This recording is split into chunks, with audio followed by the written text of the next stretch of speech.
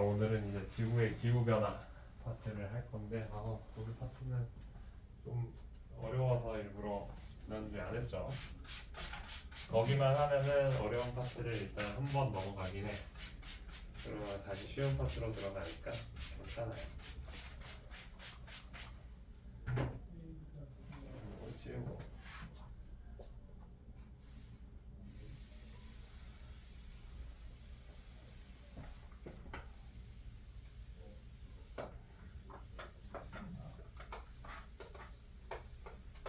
배고프다 나도. 이제 4시 한 20분 됐지? 시간이 너무 안 가. 아닌가 빨리 가. 뭘 했다고 시간이 벌써.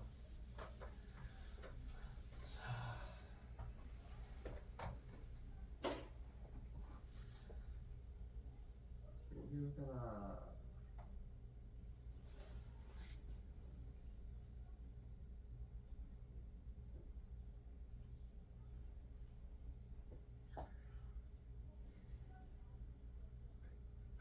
쪽?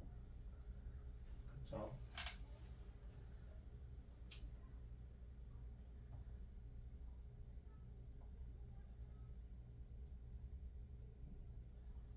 여기죠.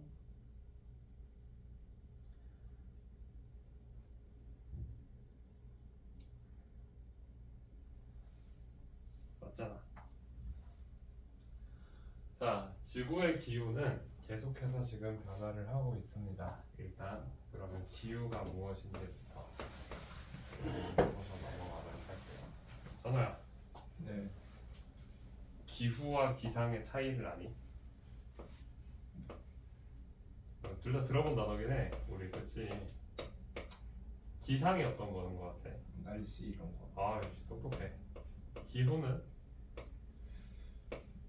좀 기간적으로 따지면 누가 더 긴 거 같아? 기후. 맞아요. 기후는 특정한 지역에 거기 앉으면은 한성아 잘 보이고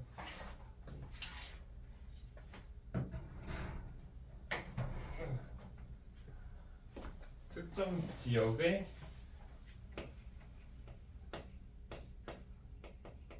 평균적인 대기 상태를 얘기를 해요. 예를 들어서 우리는 무슨 기후라고 얘기를 할까요? 온대 기후. 그리고 우리는 바다에 가까우니까 해양성 기후. 이런 식으로 얘기를 할 수가 있겠죠. 그렇지. 이런 것들을 우리가 기후라고 얘기하고, 기상은 쉬워. 날씨 자체를 얘기를 하고 있는 거야. 그러니까 어떠한 지역에서 오랫동안 평균적인 대기의 상태를 얘기를 하고 있는데, 지구에서 얘기하는 기후 변화라고 얘기를 하면은, 그러니까 어떠한 지역이 평균적으로는 원래 이렇게 사이클이 움직여야 되는데 얘가 무언가가 달라지고 있다라는 거예요. 점점. 얘가 지금 뭘 얘기하냐면 평균 기온 같은 거. 또 강수량. 이런 애들이 변하지 않아야 되는데 변화를 하고 있어요. 지금도. 왜? 다양한 요인에 의해서 우리가 이게 변화하고 있지. 우리나라 세상이 기상 현상에 의해서 망하는 거는 막 지구 온난화 같은 복잡한 현상들도 존재를 하고 있지만, 이런 것들은 약간 인위적인 사람에 의해서 만들어진 요인들이고요. 이게 아니더라도 자연적인 요인에 의해서 계속해서 기후는 변화하고 있습니다. 그래서 우린 인위적 요인과 자연적 요인으로 나눠서 공부를 할 거예요. 기후 변화의 자연적 요인부터 먼저 얘기합시다. 얘가 어려워. 근데 자연적 요인에 대해서 얘기를 하면은 뭐 간단한 거는 일단 지구 외적 요인이랑 지구 내적인 요인으로 일단 나눌 건데요. 다시 일단 지구 외적인 요인부터 봅시다. 지구가 기상현상이 일어나고 구름이 만들어지고 그리고 비가 내리고 하는 모든 에너지원은 어디에서부터 온다? 어디에서부터 에너지가 올까? 어떤 에너지를 사용하고 있죠? 우리 대기의 움직임, 대류 현상. 하늘 구름이 왜 생길까? 땅 바닥에 있던 수증기가 하늘로 올라갔네. 왜 올라갔죠? 태양이 우리를 달구니까 따뜻하게. 즉 우리가 얘기를 하고 싶은 것은 무엇이냐면 지구 외적 요인이라고 얘기하지만 실제로는 태양과 지구 사이에 에너지 관계를 우리가 확인을 해야 돼요. 태양이 나한테 에너지를 많이 주면은 지구가 따뜻해질 거고 적게 주면은 이제 좀 덜 따뜻해지겠죠. 지구본을 보면서 얘기를 합시다. 놈의 지구본.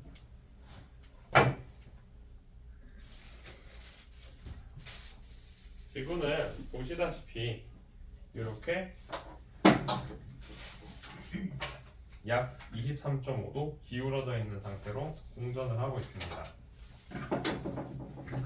이 상태로 공전과 자전을 하고 있는데 따라서 지금 보면은 오른쪽에 아니라 왼쪽에 찬호한테서부터 이제 태양빛이 온다라고 쫙 하고 보면은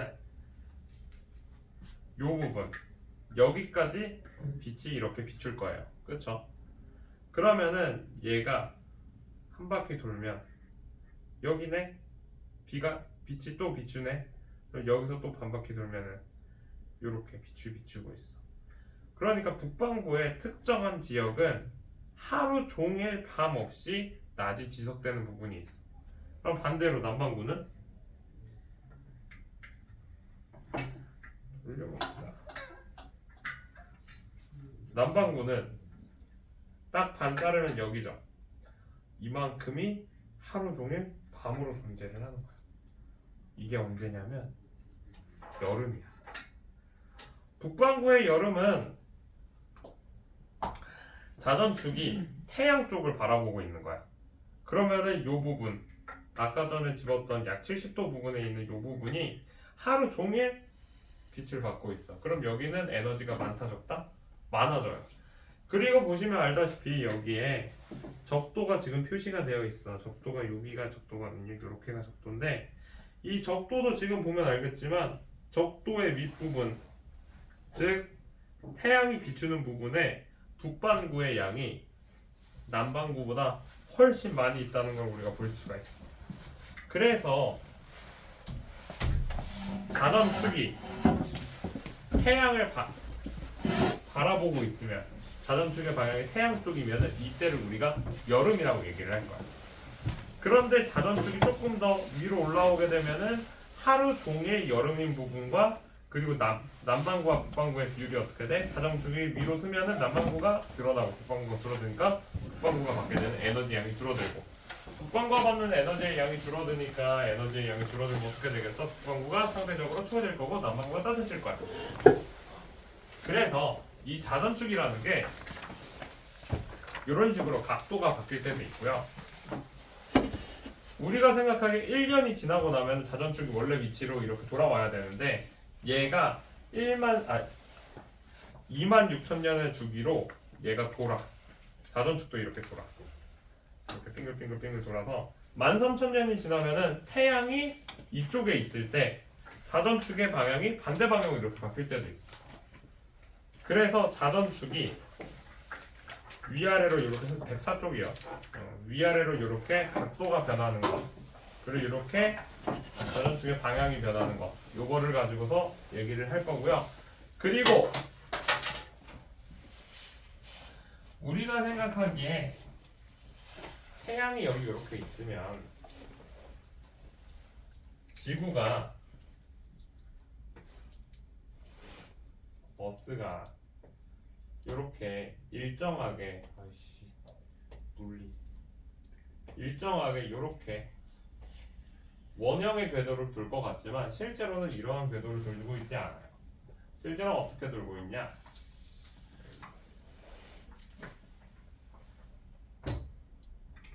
태양이 있으면 태양을 기준으로 타원의 형태의 궤도를 들고 있어요.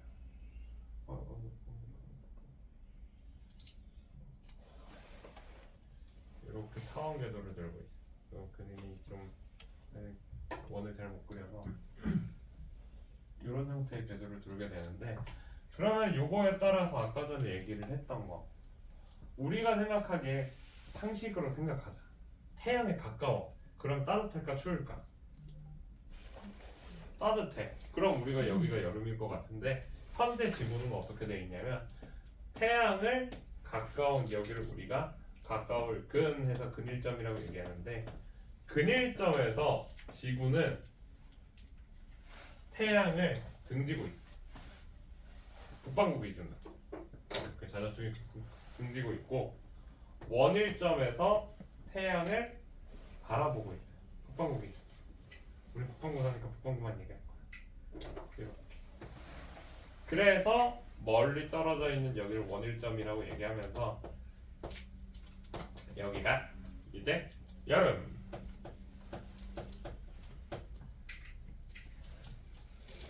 원 이응, 여름 이응. 그리고 근일점에서 겨울. 근기역, 겨울기역. 이렇게 배우시면 돼요. 이게 기본 상태야. 이게 현재예요, 현재. 현재 지구와 태양 그리고 얘네 공전궤도의 상태 이렇게 되어 있어. 얘가 1만 3천년이 지나면 거꾸로 돈다라는 거야. 어떻게? 이 자전축이 회전을 하기 때문에 이런 식으로. 그래서 13,000년이 지나게 되면은 세차운동의 방향이 지금 어떻게 되는 거냐면, 세차운동은 시계로 바뀌어요. 시계. 얘가 요렇게 바뀌어. 요렇게 바뀌어서 요렇게 요렇게. 그리고 태양이 근일점. 이러한 형태로 바뀌게 돼요. 자, 그럼 안 그래도 더운 여름에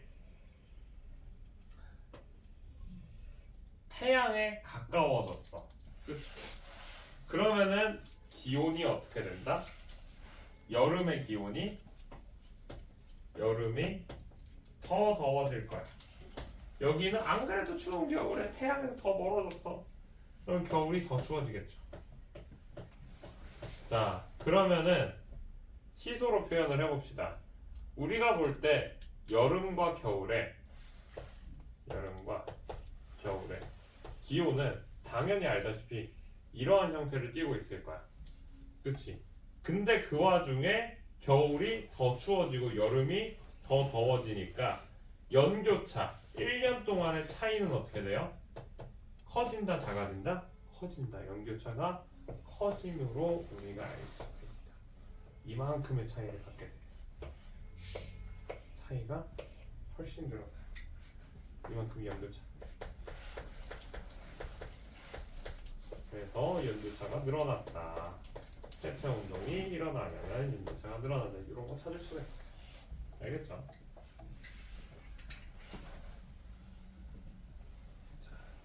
기울기 변화. 아까 전에 얘기를 잠깐 했지만, 얘가 똑바로 서면은 북반구의 비율이 줄어들기 때문에 북반구의 비율이 줄어들었어. 하루 동안 북반구의 양이 적어졌으니까 북반구는 상대적으로 시원해졌겠네. 자전축이 똑바로 섰다. 북반구가 줄었다. 그럼 북반구가 시원해졌다. 아, 북반구가 여름이 시원해졌다. 그러면은 이렇게 내려가겠죠. 시소가 여름은 내려가고 겨울은 올라가게 돼. 항상 시소로 생각을 하는 거야. 그래서 연교차가 오히려 똑바로 쓰면은 줄어들고요. 더 누우면은 얘도 여름에 더 더워질 테니까 위로 올라가겠네. 따라서 연교차가 커진다. 이렇게 머릿속에 시소를 하나 세워놓고 걔를 왔다 갔다 움직인다 생각을 하시고. 자, 이렇게 하면은 지구 자전축에 관련된 거는 다 얘기를 했어. 근데 문제는 그 다음에 있는 요 이심률이라는 애야. 요거 지우고 설명을 할게요.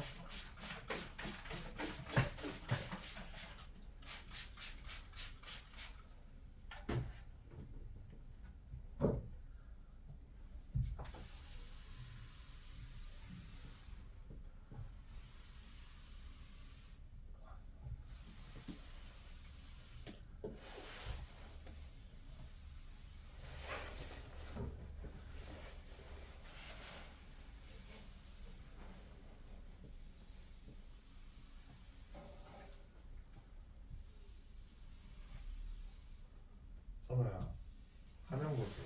네.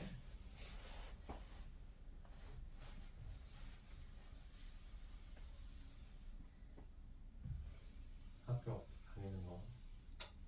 들어요. 집에서 학교까지 걸어서 5분도 안 걸리지. 네. 뭐가 힘들어? 학교에 안에 들어있는 거? 네.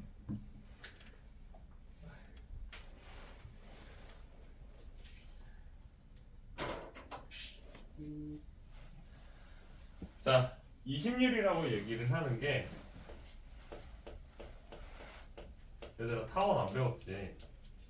아직 안 배웠을 거야. 타원은 이제 기하백서 거기 가가지고 안 배울 테니까 잘 조금 설명을 하면은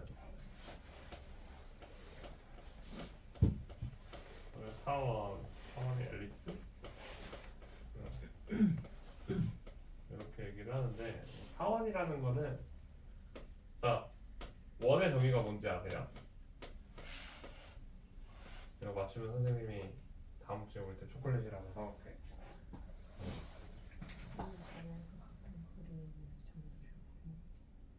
그래 얘들아, 야 이 자식들아 니는 고딩이고 얘는 중딩이잖아.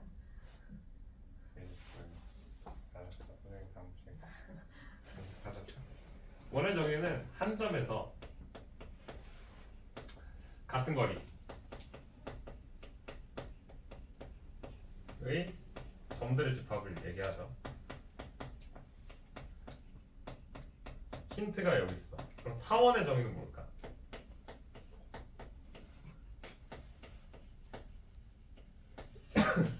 하나만 한 글자만 바꾸면 돼.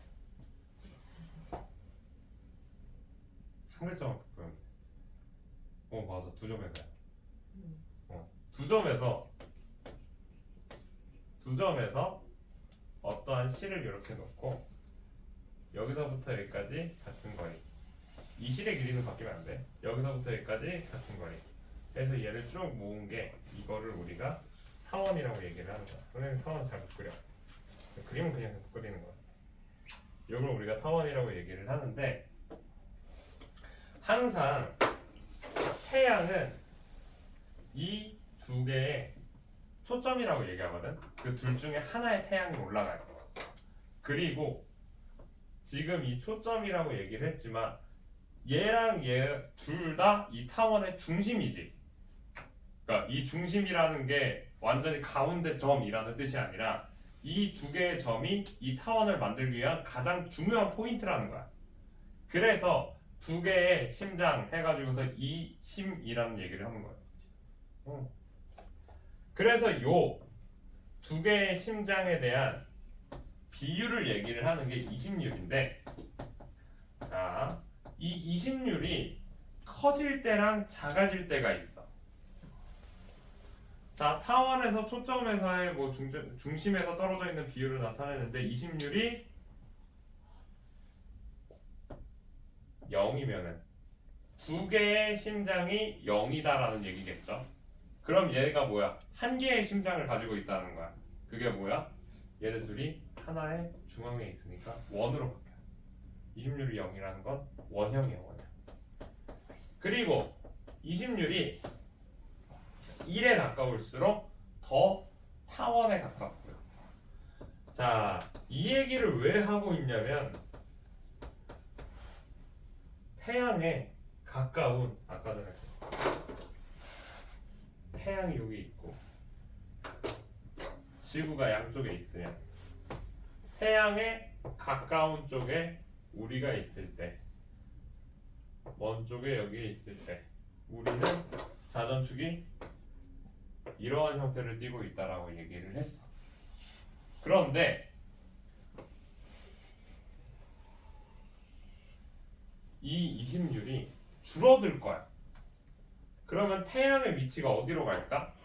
태양은 가만히 있고 이 원 궤도가 움직이는 거야. 어떻게 움직이냐? 원 궤도가 얘는 가까워지고 얘는 멀어지는 거야. 그러면은 궤도가 마치 어떻게 돼? 조금 더 동그란 형태로 이렇게 바뀌게 되겠죠. 자, 동그란 형태로 바뀌니까 지구는 지금 여기가 겨울 아니면은 여름, 가까울 근자에는 기억이 있으니까 겨울. 겨울이 멀어졌고요. 멀리 있으니까 원자. 원이니까 여름. 여름이 가까워졌어. 겨울은 멀어지고 여름은 가까워졌네. 겨울이 멀어졌으니까 겨울의 온도가 내려갈 거고 여름의 온도는 올라갈 거야. 아, 20률이 0에 가까워지면은 그러면은 원형에 가까워지면 20률이 작아지면 연교차가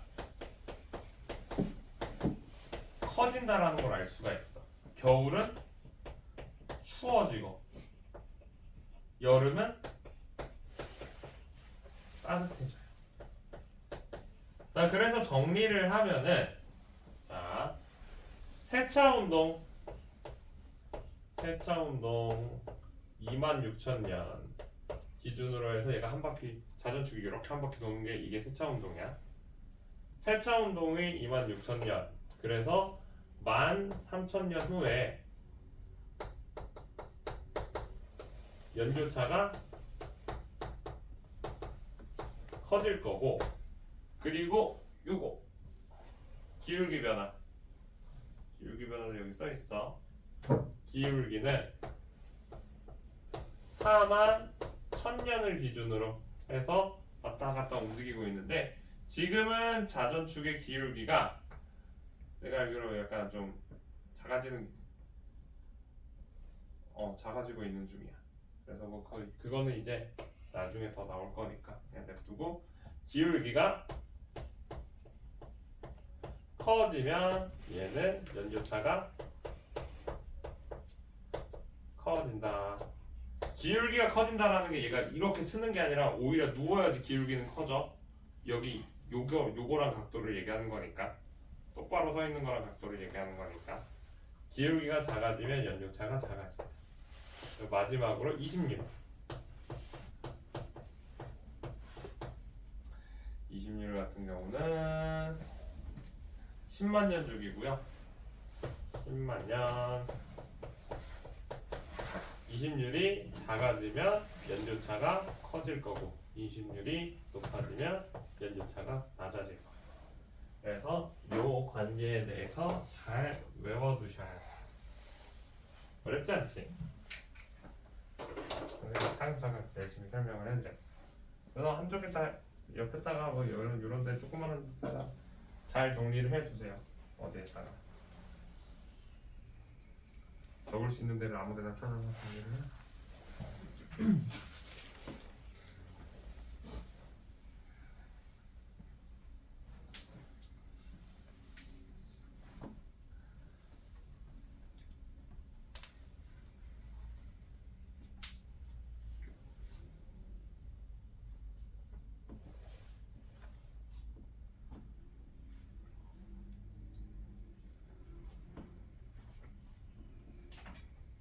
졸려.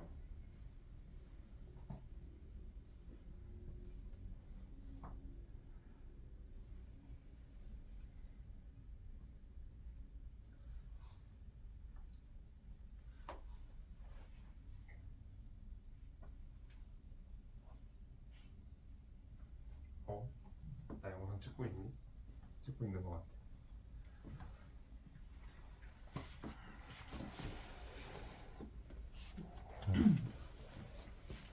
잘 찍고 있구나.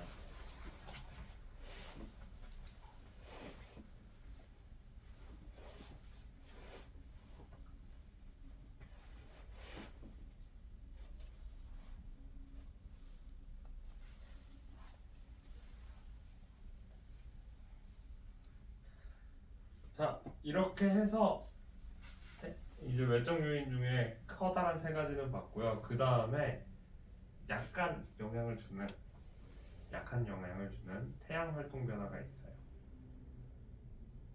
자, 태양이 활발하게 활동을 하게 되면은 태양이 많은 양의 에너지를 뿜어내겠죠. 이거를 우리가 태양 복사 에너지 양의 증가 이런 형태로 얘기를 할 거고요. 이것은 지구의 평균 기온의 상승에 큰 영향을 미쳐요. 그리고 뭐 이거 말고도 이렇게 흑점이 많이 발생을 하면서 플레이어가 많이 발생하면은 여기서 이제 태양풍 고에너지 입자들과 그리고 많은 양의 전자기파들이 발생을 해서 통신에 교란을 줄 때도 있고 뭐 이런 현상들이 있는데 최근에 흑점 수가 제일 많았던 시기가 2024년인가 그랬을 거예요. 얼마 전이야? 흑점 극대기. 자, 이거 봅시다. 보이시죠? 2013년, 14년에 극대기를 겪었기 때문에 지금 언제라고? 2025년인 현재 2025, 2026 작년이라 재작년 이렇게 2년 동안 굉장히 더웠어. 근데 별로 안 더웠어. 이거는 다양한 요인들이 섞여있기 때문에 그런 거예요. 자, 아무튼 이렇게 태양의 흑점이 제일 많을 때를 극대기라고 얘기하고요. 제일 적을 때를 우리가 극속이라고 얘기를 합니다. 극대기 때는 덥다. 이렇게 알고 있으면 될 것 같아요. 자, 이러한 것들을 태양에 의해서 지구 바깥에 있는 것들에 의해서 일어나는 현상으로 얘기를 하면서 우리가 이걸 지구 외적인 요인이다 라고 얘기를 합니다. 즉 외권과 지구 사이의 상호관계를 우리가 얘기를 했고요. 그 다음에 이제 지구 내적인 요인인데 이것도 대부분 뭐냐면 태양 복사 에너지가 지구 안에 들어와서 어떻게 되었느냐. 지금까지는 태양 복사 에너지가 우리한테 어떻게 들어왔냐가 아니라 얼만큼 들어왔냐를 얘기했다면 이제는 들어오고 나서 얘를 어떻게 되었는가 이거를 얘기를 할 거야. 자, 조금 생각을 해보자. 선생님은 누가 봐도 알겠지만 든든하게 생겼잖아. 항상 밥을 든든하게 먹을 것 같이 생겼고. 자, 그럼 선생님은 음식을 많이 먹는 사람일까? 아니면 흡수를 잘하는 사람일까? 재성이 음식 얼마나 먹니? 햄버거 몇 개 먹어? 한 개. 현일이는? 한 개. 그럼 똑같이 한 개 먹는데 왜 우리의 몸무게는 다를까? 갑자기 억울해? 왜 갑자기 재성이 쳐다봐. 자, 우리가 에너지가 들어왔다라고 하더라도 이거를 어떻게 사용하고 어떻게 흡수하고 얘네들이 실제로 내가 흡수를 했는지가 굉장히 중요해. 지구도 마찬가지야. 얼마나 많은 양의 에너지가 들어오더라도 지구가 전부 다 뱉어버리면 아무런 의미가 없어. 그걸 우리가 지구의 지표면 상태에서의 반사율이라고 얘기를 하는 거야. 자, 지표면에서 하얀색 땅이 많아. 그럼 반사가 많이 일어날까 적게 일어날까? 우리 눈밭에 갔으면은 거기 눈썰 매장이나 아니면은 스키장에 가면 고글을 쓰고 있죠. 고글을 쓰는 이유가 하얀색 눈이 너무 눈이 부시기 때문에, 즉 반사가 많이 일어나기 때문에 우리가 이걸 고글을 쓰는 거였지. 따라서 지표면에 빙하가 많이 존재를 하면은 얘가 반사율이 높아져. 반사율이 높으니까 상대적으로 어떻게 된다? 지구가 그렇게까지 더워지지 않아. 그런데 지구 온난화에 의해서 지구 평균 기온이 상승을 했고 평균 기온의 상승에 의해 빙하가 녹았어요. 빙하가 녹아서 지표면에 더 이상 하얀색 땅들이 아니라 시꺼먼 땅들이 이제 드러나기 시작을 해서 그거에 의해서 이제 지표면의 반사율이 떨어지고 지표면의 흡수율이 높아졌어. 지표면은 흡수하는 태양 복사 에너지 양이 늘어났기 때문에 그 효과에 의해서 다시 한번 기온이 상승을 하게 돼. 따라서 지표면에 빙하가 많으면 많을수록 지구는 그렇게까지 온난화의 효과를 많이 못 느끼겠지만 얘가 없어져서 지금은 그거에 양성 피드백, 즉 촉진되는 작용이 일어났다라는 거예요. 그뿐만이 아니라 숲에 있는 나무는 열 에너지를 태양 에너지를 흡수를 해서 화학 에너지로 전환을 시키기 때문에 지구에 있는 전체적인 열 에너지를 줄여주는 역할도 하고 있어요. 광합성을 통해서. 그런데 숲의 나무를 계속해서 베었어. 다 베고 농경지로 만들고 땅을 다 드러냈어. 땅이 드러나 있고 그리고 식물의 양 자체가 줄어드니까 점점 반사율이 증가를 하면서 또 기온이 낮아져. 또 이상. 그렇지. 그래서 이렇게 지표면의 상태 변화에 따라서 달라질 수가 있다. 대기의 투과율 변화, 우리 알고 있는 거 화산 폭발이 일어났어. 화산 폭발이 일어나서 하늘의 높은 곳에 재들이 많이 쌓여 있으면은 그 재들에 의해서 지구로 들어오는 태양 복사 에너지 양이 줄어들어서 평균 기온이 낮아진다. 자, 이 재뿐만 아니라 우리가 알고 있는 운석에 의해서 땅에 꽝 하고 꽂혀가지고서 중생대만에 운석이 빵 꽂혀서 한 거의 한 몇백 년 동안 거대한 먼지 구름에 쌓여 있어가지고 평균 기온이 떨어졌고 그거에 의해 공룡이 멸종했다라고도 얘기를 하죠. 자, 그뿐만 아니라 요거 판게아 시기랑 현재 시기에서도 이 수륙 분포의 변화에 따라서 지구가 갖고 있던 열이 움직임이 달라지기 시작을 했어. 실제로 우리가 지난 시간에 배웠던 거 생각을 하면은 무역풍에 의해서 계속해서 해류가 왼쪽으로 이동을 하고 있죠. 왼쪽으로 이동을 하다 보면 여기는 오스트레일리아가 있어. 호주가 있으니까 호주에 막혀서 이쪽으로 이동을 할 거고 아래쪽으로 꺾일 거고. 그럼 여기에 있던 물들은 이제 왼쪽으로 가다 보면 아프리카 만나니까 아래로 꺾일 거고, 여기에 있는 물들은 남아메리카 만나니까 아래로 꺾일 거고, 얘는 왼쪽으로 가다 보면 달려요. 자, 즉 해류의 움직임은 대륙을 만나면은 남북 방향으로 꺾이게 돼. 그 남북 방향으로 꺾이기 때문에 열 에너지가 아래쪽으로 움직이네. 즉 열의 전달 과정이 해류에 의해서 바뀌게 돼요. 그런데 고생대 말기에는 보면 알겠지만 출발해서 한 바퀴 돌아서 여기까지 올 때까지 그냥 한쪽 방향으로 계속 가고 있어. 그럼 고생대 말기의 이 판기아 시기랑 현재 시기에는 해류의 방향도 다를 거고, 해류의 방향이 다르고 이동 방향 속도도 다르고 다 다르니까 열이 움직이는 방향도 달라질 거야. 따라서 이것에 의해서 열의 움직임이 해류의 흐름 변화에 의해 기후 변화가 일어나고요. 그리고 또 지금 보면 알겠지만 여기는 쪼개져 있고 여기는 쪼개져 있지 않아. 얘네들이 사실은 쪼개져 있으면은 쪼개지는 거에 따라서 얘네가 조금 더 해안선이 길어지고 그리고 지표면에 있는 땅덩이의 크기가 더 많아. 고생대 말기보다 현재가 땅이 더 커.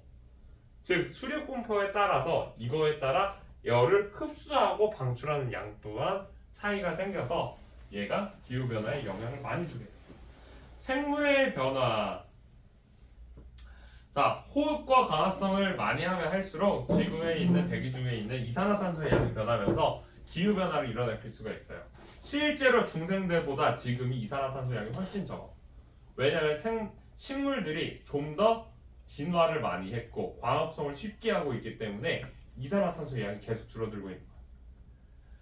하지만 지금 산업혁명에 의해서 인간에 의한 요인에 의해 이산화탄소 양이 증가를 한 거죠.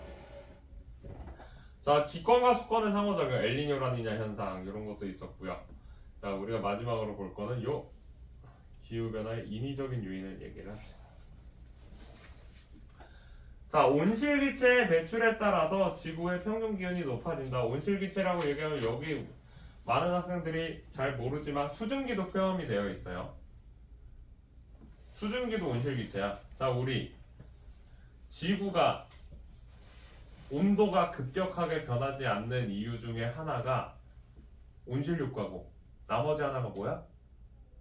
지구에는 액체 상태의 물이 많이 존재하기 때문에 물의 기열이 커서 열 에너지를 보관을 많이 하고 있고, 따라서 하루의 기온 일교차가 그렇게까지 심하지 않다라는 게 지구의 생명체가 살고 있는 원인 중에 하나라고 얘기를 하잖아.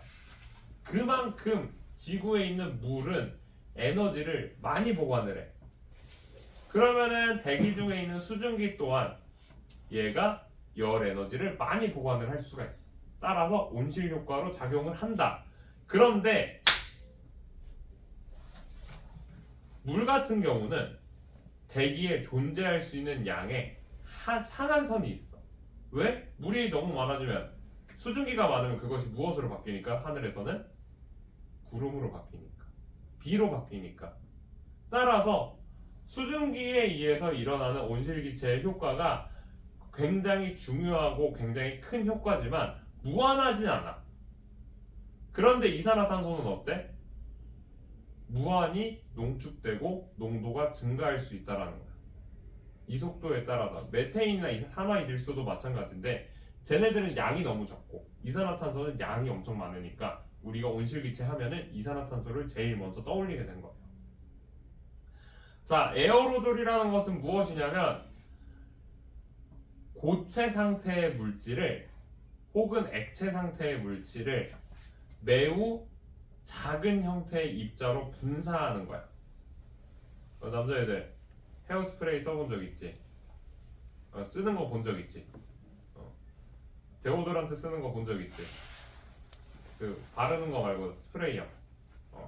스프레이형 데오도란트가 우리가 알고 있는 가장 대표적인 에어로졸이야. 스프레이형 데오도란트 같은 경우 어떤 거 뿌리는 거냐면은 산화 알루미늄인가 산화 은을 우리 알루미늄인 것 같은데 그거를 우리한테 뿌리는 거야. 그러면은 걔가 모공을 막아가지고 땀을 배출을 막는 그런 역할을 하고 있는데 그러면은 얘가 뿌려질 때 얼마나 곱고 미세한 입자들로 날아다니겠어.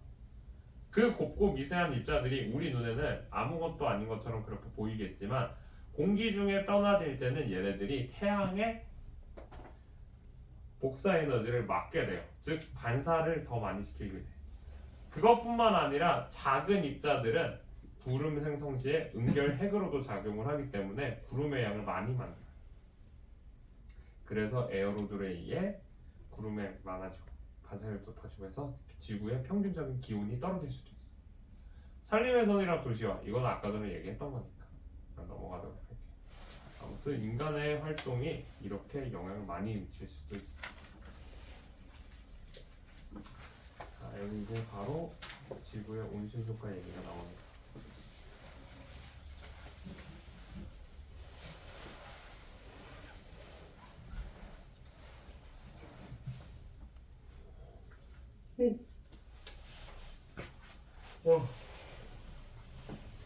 자, 지구의 온실 효과와 지구의 복사 평형.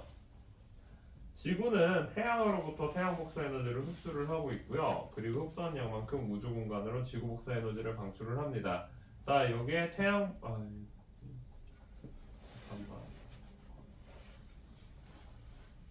왜 잘 안 되냐?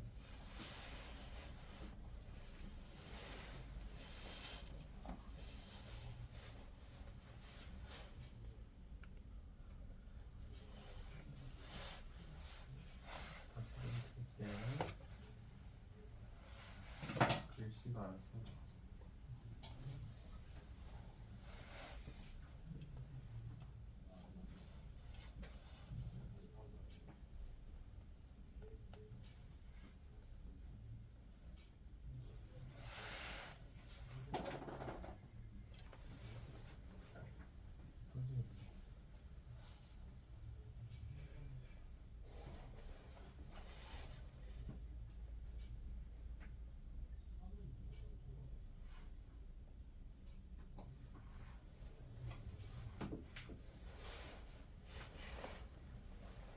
왜 이래?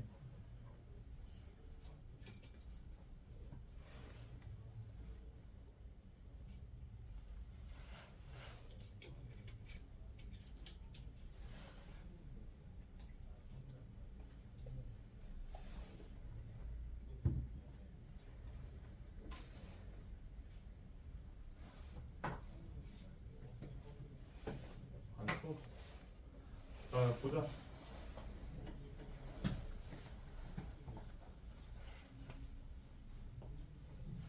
디스펜 쥐줬어.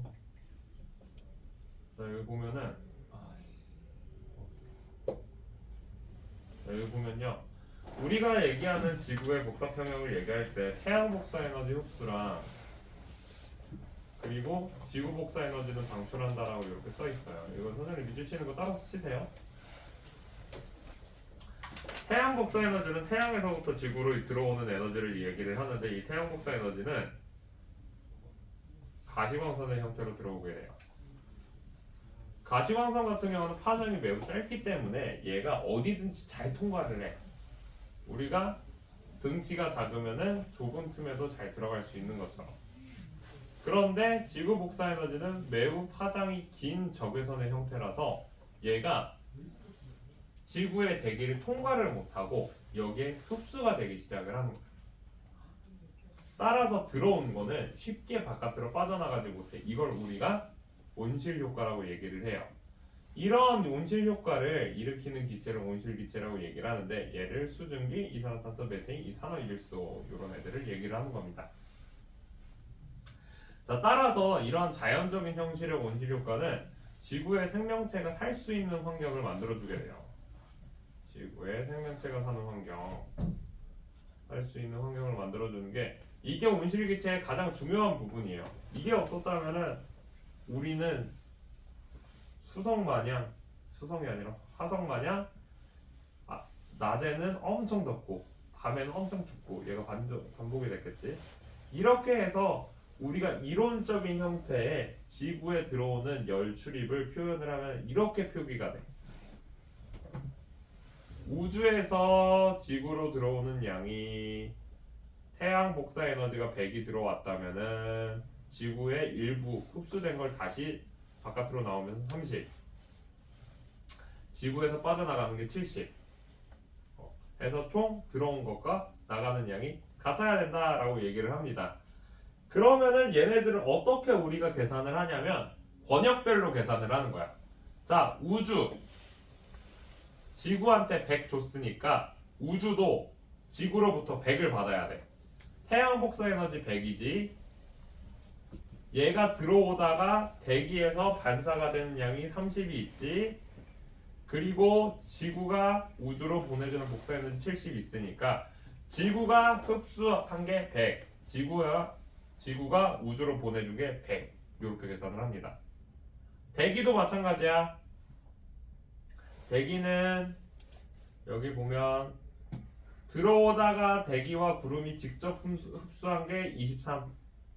물이 증발해서 대기로 들어간 게 24. 지표면으로 대류와 전도에 의해서 들어온 게 5. 지표면에서 복사된 게 14. 104. 자, 그러면 요러고 나면은 총 값이 몇이야? 들어온 게 23, 24, 5, 104 해서 156이라고 여기 나와 있네. 이렇게 흡수한 대기가 우주로 보내준 게 58.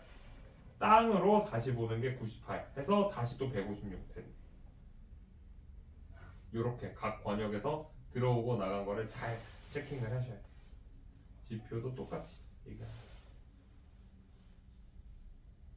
자, 그럼 지구온난화는 지금 왜 발생을 했는가? 첫 번째, 온실기체가 많아졌어. 두 번째, 온실기체가 많아져서. 세 번째, 온실기체가 많아져서요. 그냥 온실기체가 제일 큰 요인이다.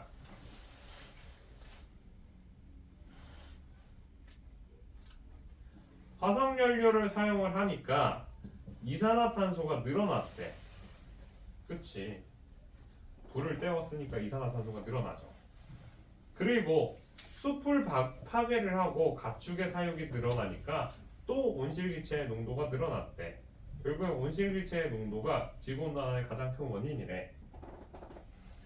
그러면 이거에 대한 근거를 찾아야 되잖아. 그래서 봤더니 고기후 연구 방법을 통해서 이산화탄소의 농도를 측정을 하니까 이산화탄소의 농도가 지금 급격하게 높아졌고 이것과 지구의 평균 기온이 굉장히 유사한 형태를 띠고 있다. 따라서 지구의 평균 기온은 이산화탄소의 영향을 많이 받는구나 라고 사람들이 연구 결과를 발표를 한 거야. 그래서 어떤 문제가 있냐면은 지금 점점 가면 갈수록 평균 기온이 더 빠르게 상승을 하고 있어.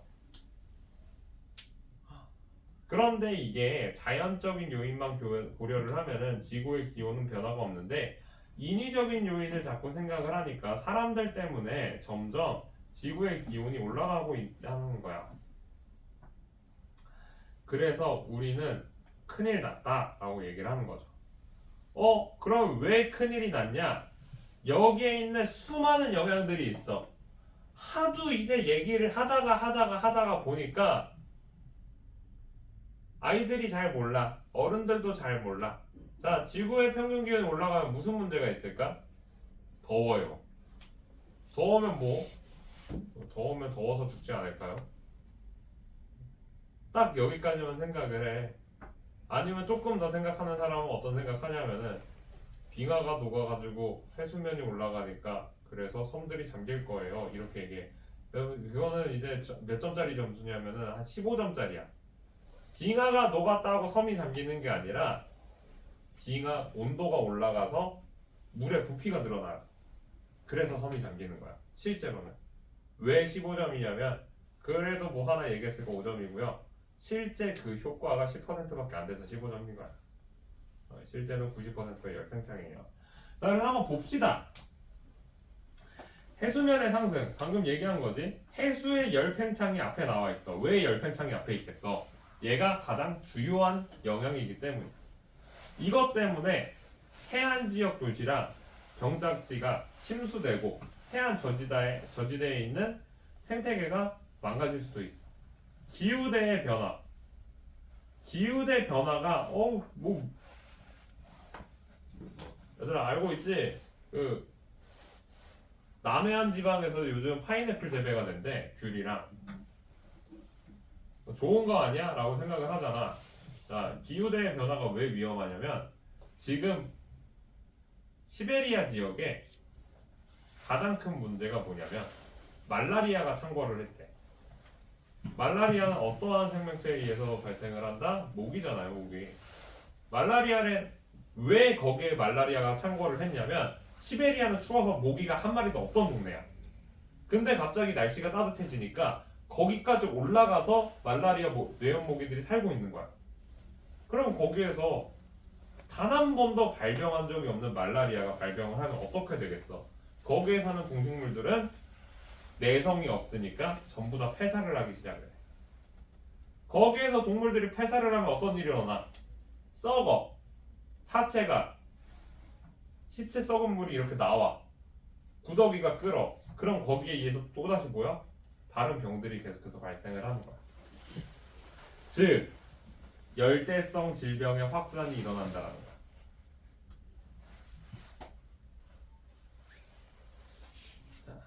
기후대의 변화는 이렇게 열대성 질병의 확산뿐만 아니라 동물의 수확량, 해양 생태계 변화 같은 것들에 의해서 우리가 예측을 할 수 없게 돼. 그 얘기 들었니?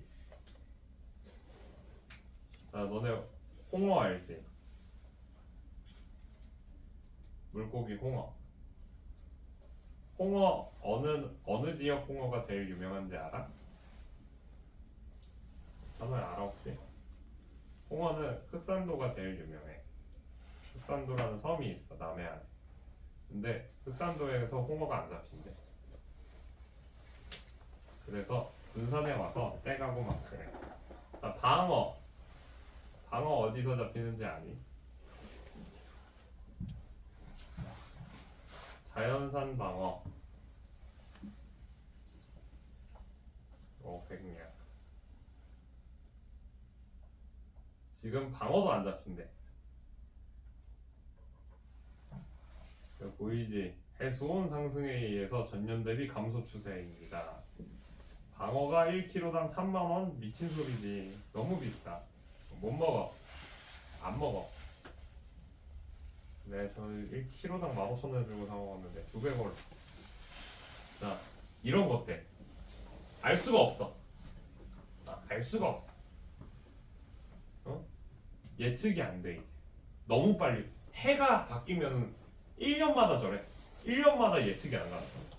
강수량 증발량 변화. 이 강수량 증발량 변화가 우리 직접적으로 느꼈어. 언제 느꼈냐면은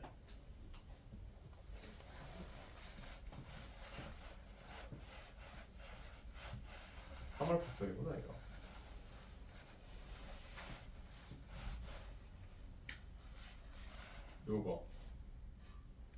너 기억나지? 다들 작년이잖아 작년.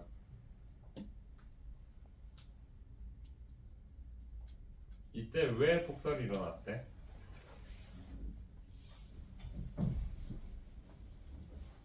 이 3월 폭설이 왜 일어났냐면 3월 달에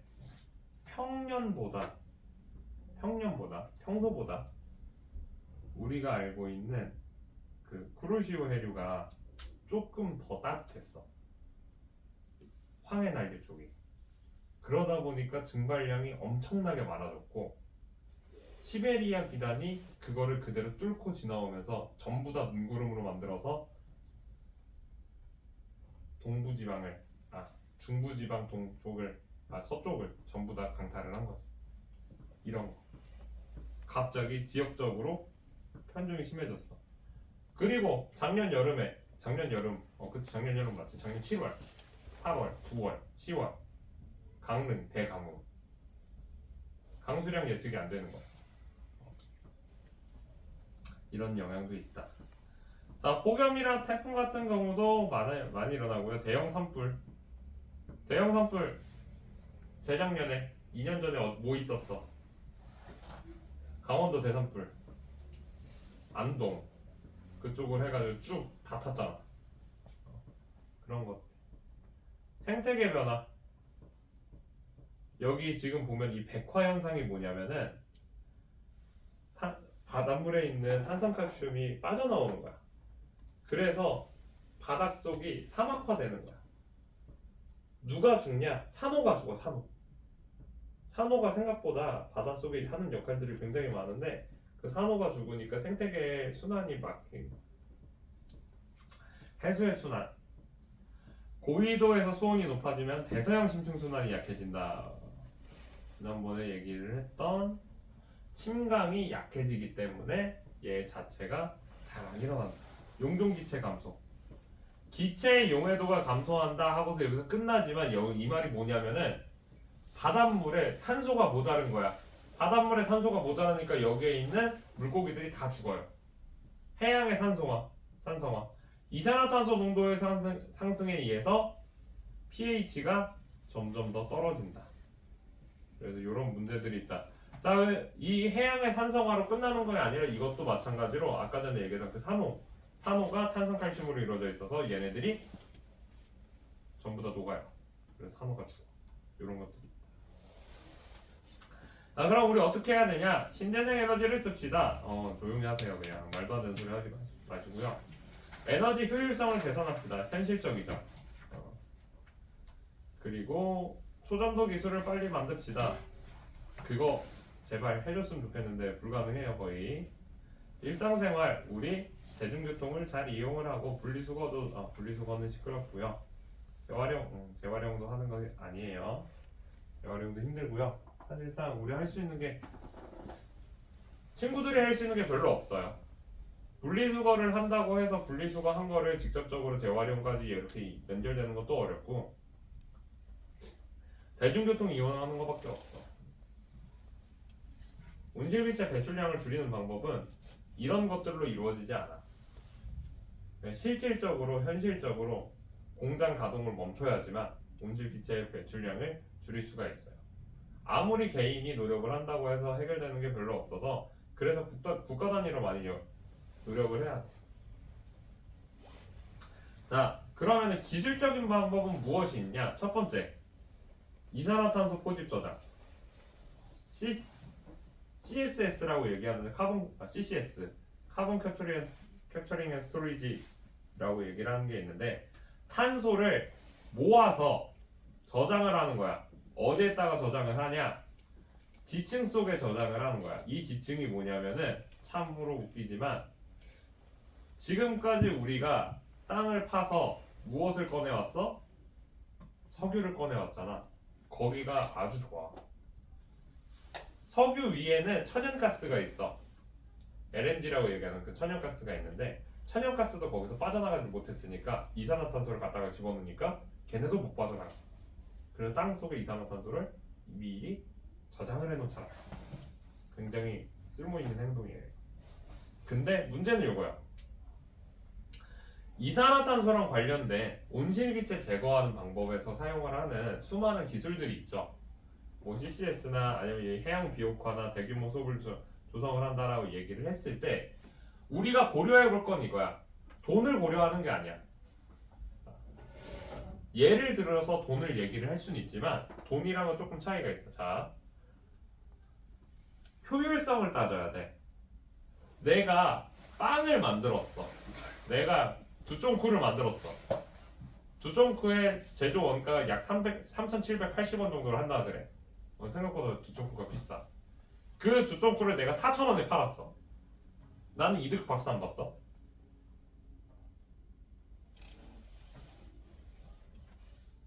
아무도 얘기를 못해. 분명히 220원의 이득을 봤는데 제조 원가가 3,780원이라니까. 임대료 및 기타 등등. 내 그러면 인건비는 사실상 손해를 볼 수가 있어. CCS 기술이나 우리가 얘기하는 수많은 이러한 지구온난화를 해결하는 기술들이 있는데 저거를 생산을 하기 위해서는 이산화탄소가 다시 나와. 저거 만들려면은 전기 써야 되잖아. 전기를 쓰려면 어떻게 해야 돼? 발전을 해야 돼. 발전은 전 세계적으로 70%가 화력 발전이야. 화력 발전을 했으니까 이산화탄소가 나와. 이산화탄소 또 포식해. 이게 뭐야? 그래서 실제적으로 이러한 기술들이 나왔을 때 현실적으로 얘를 내가 생산해내는 과정 안에서도 이산화탄소를 얼마나 만드느냐를 계산을 하고 만들어 이제. 그래서 그런 것까지 다 생각을 해서 그리고 나서 이제 얘기를 하는 거겠죠. 그래서 가장 현실적인 게 요거야. 해양 비옥화. 해양의 식물성 플랑크톤 대량 증식으로 광합성량을 늘려서 이산화탄소의 양을 줄인다. 요런 거. 자, 근데 이거 정말 신기한 일이 있어. 이산화탄소의 증가량이 약간 줄어들었어. 한 3년 사이에 평소보다. 왜 줄어들었냐? 김 양식이 늘어났기 때문에 줄어들었다 그래. 무슨 얘기인지 잘 모르겠지. 전 세계적으로 가장 인기 있는 간식 중에 하나가 김이야 지금. 들어봤어? 미국 애들은 우리 도시락 김 있잖아. 그냥 뜯어가지고 이런 거 먹어. 과자처럼. 걔네들한테 그 정도 짠 거는 아무것도 아니거든. 근데 몸에 좋잖아. 김. 몸에 좋아. 걔네들이 먹는 거에 비해서는 몸에 좋아. 웰빙 푸드라고 해서 엄청 먹어 걔네 진짜. 그리고 김밥도 엄청 좋아하잖아. 전 세계적으로. 그러면서 이게 긍정적인 작용으로 김 양식이 늘어나고 막 그런 다시마 양식이 나고 그런 것들이 점점 늘어나서 해양 비옥화가 이상하게 된 거야. 그래서 그거에 의해서 또 해조류가 광합성을 많이 해. 바닷속에 있는 애들이 광합성을 더 많이 하기 때문에 그거에 의해서 이산화탄소 양이 많이 줄었다라고 얘기를 해. 긍정적인 면이다. 요 대규모 숲 조성은 잘못된 거야. 어디다가 지을 건데? 비현실적인 것 중에 하나가 대규모 숲 조성이야. 자, 대규모 숲 조성이랑 아까 전에 얘기했던 그 김 양식이랑 차이가 뭐냐면은 김을 양식하는 방법 아니에요 혹시? 해조류 양식법? 본 적이 없지. 다들 본 적이 없을 거야. 김을 양식하는 방법은 뭐냐면 대나무 발이나 그런 것들을 그냥 보여줄게 그래.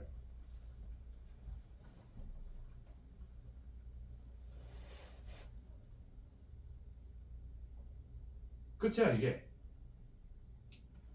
그냥 이렇게 던져놓고 끝이야. 뭐 이렇게 보면 알겠지만 그냥 무슨 이상하게 생긴 그냥 밧줄 같은 거 그냥 던져놓으면 이게 끝이야. 근데 숲을 만들려면 어떻게 해야 돼? 묘목을 키워. 자동차로 그걸 끌고 가.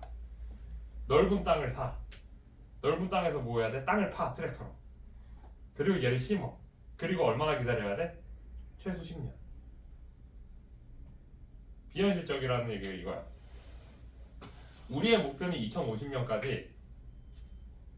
2050년까지 지구 평균 기온 상승량이 1.5도에서 2도가 안 되게 만드는 게 목표야. 10년 뒤면은 쓸모가 있니? 그래서 이게 생각보다 의미가 있네 해서 해조류 양식, 여기 우리 챗GPT 선생님한테 물어보자. 해조류 양식과 지구 온난화 이렇게 치면은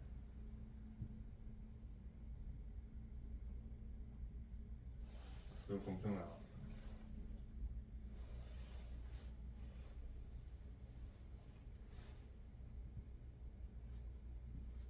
탄소 흡수에 매우 긍정적인 엄청난 이러한 대규모 숲 조성과 비교하면 현실성이 어떠니?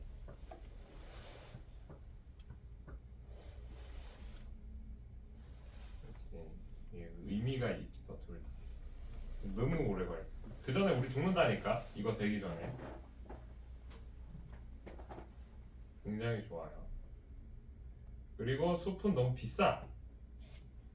너무 비싸. 자, 그래서 또 다른 걸 생각을 했어. 이산화탄소를 우리가 조절할 수 없겠다면 차라리 지구를 부숴버리겠어 하면서 야, 우주에서 들어오는 양을 줄이기 위해 에어로졸을 직접 뿌리고 우주에 반사막을 설치를 하자 이렇게 얘기를 한 거야.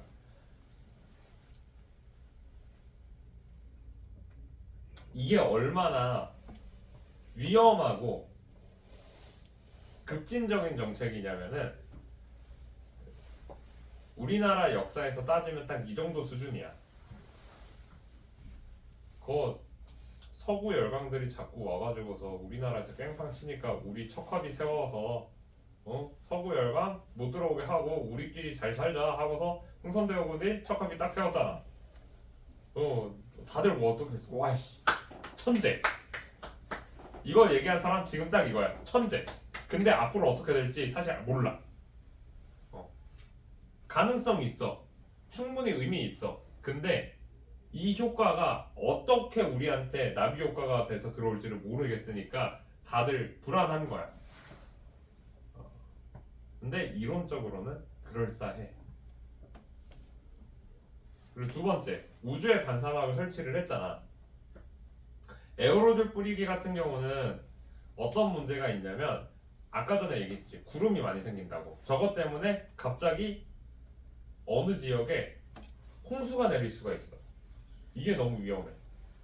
우주에 반사막 설치하는 거는 반사막을 설치를 했잖아. 그럼 특정 지역에는 계속해서 반사막이 가리고 있어. 그럼 그 나라는 어떻게? 그 나라는 망해야 되는 거야. 나라가 망해. 어느 지역은 평소보다 훨씬 추워. 다른 나라들을 위해서 그 나라가 희생해야 돼. 그런 이제 국가적인 문제들이 있어. 자, 그래서 항상 얘기를 하지만 지구온난화 대책은 이렇게 국제적인 협력을 통해서 우리가 열심히 해결을 하려고 노력을 하고 있어요. 아이씨 좋다. 그런데